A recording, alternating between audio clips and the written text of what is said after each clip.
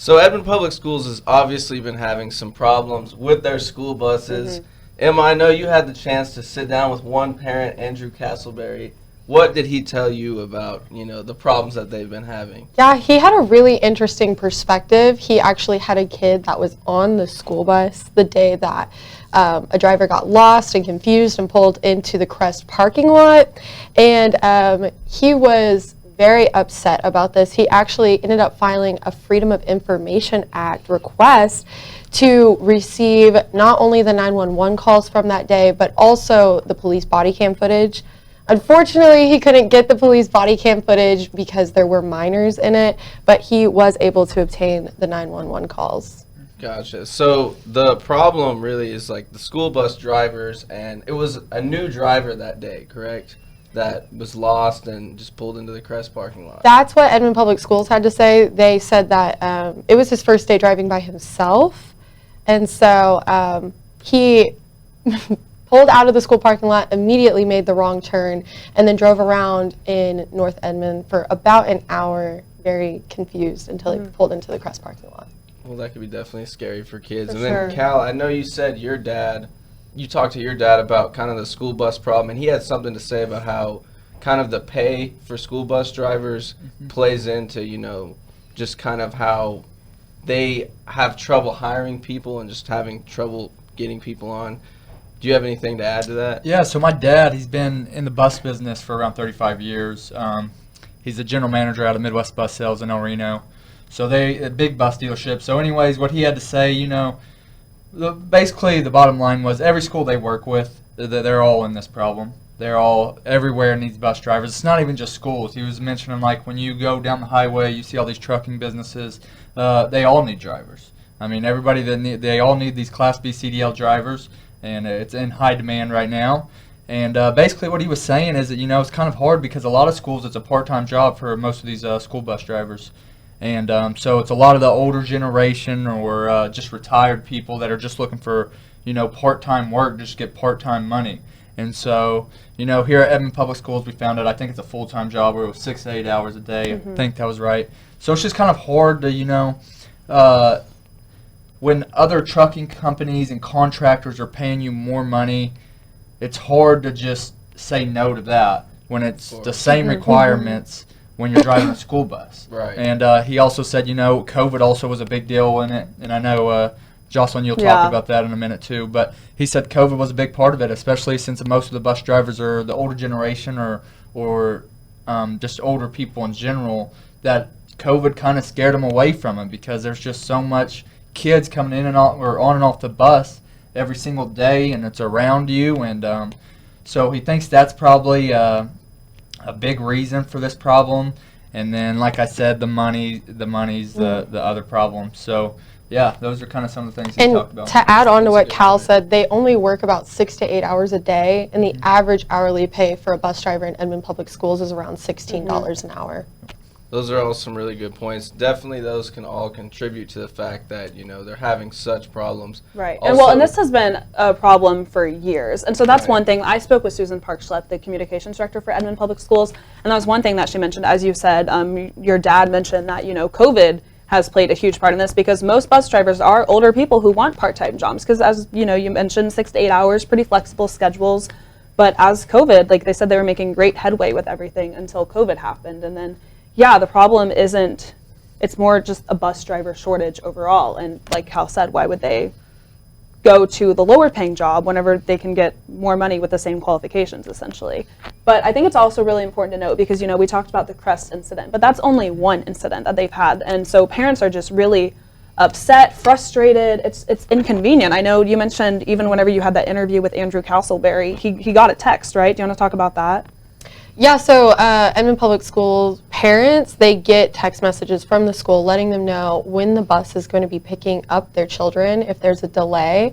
And then that specific day, there was no communication from the school. So for the 2.5 hours from 3:30 to 6:30, their children were missing.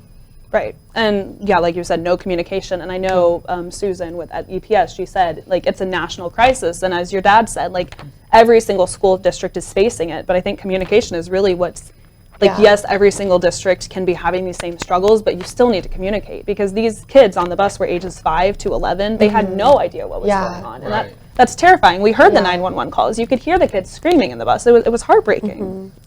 Yeah. Definitely. You could hear a mom, like, on the verge of tears, Yeah. crying because she didn't know where her daughter And was. on the phone calls, Edmond Public Schools, the lady that they called from Edmond Public Schools said the kids aren't helping him find where he needs to go. These kids were 5 to 11. And Right. when you're 5 to 11, you know that this isn't the right way home, but you don't know how to tell somebody how to get where they need to be. Right, Yeah. and finding a resolution to this problem, obviously, that needs to happen. And from Right. what we were looking at, we were trying to find numbers in the budget and things like that.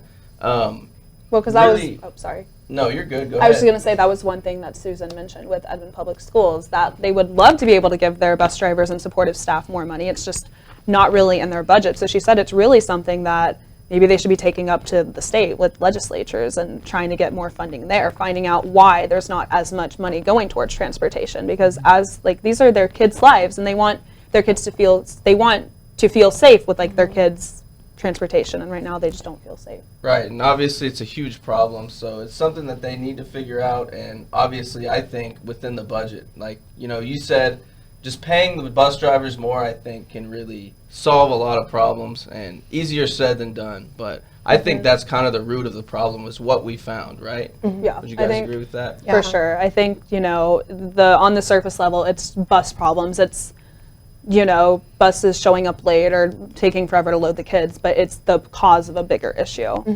Yeah, 100%. And I mean, like, even when I was talking to my dad, Kenny, about this whole thing, and, like the requirements of what really is required to drive a school bus, which is a Class B CDL, air brake, and passenger endorsement.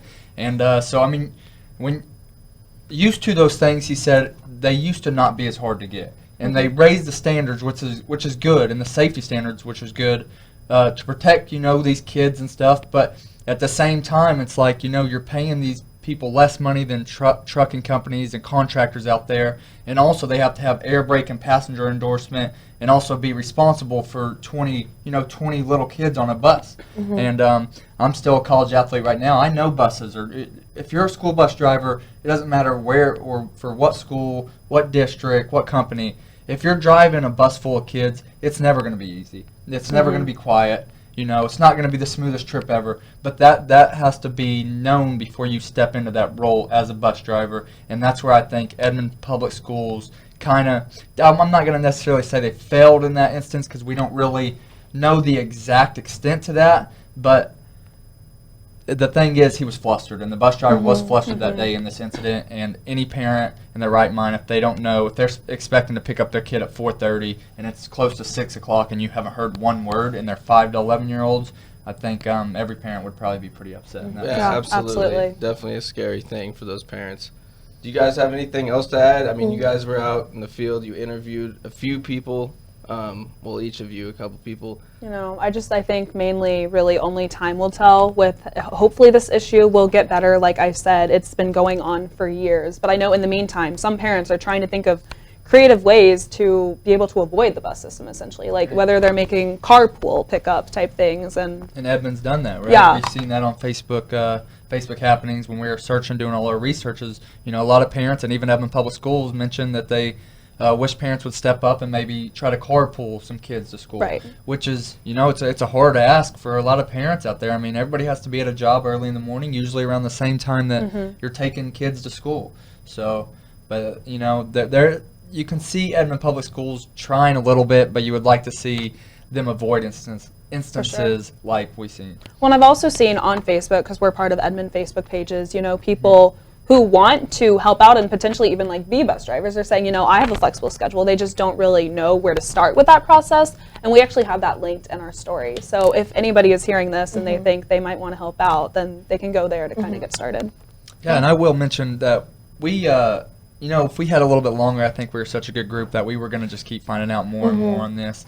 And something that we talked about with Professor Hill, that I think this is going to just be an ongoing story. And I think we're just going to keep finding out more and more, whether it's our group or some of our fellow classmates that pick it up in the summer or fall. I think this is going to be a continued issue maybe, and I think there's going to be more that we're going to be talking about along the lines of this issue. Definitely. coming We've just forward. scraped the surface, so stay Right. tuned. Yeah. Thanks for having us today. Yeah. Thank you. Yeah, thank you guys for being on. You guys have been a great group, and yeah, hopefully we can find out more. Hopefully they get this problem fixed, Yeah. right? All right. For sure. All right, thank you guys.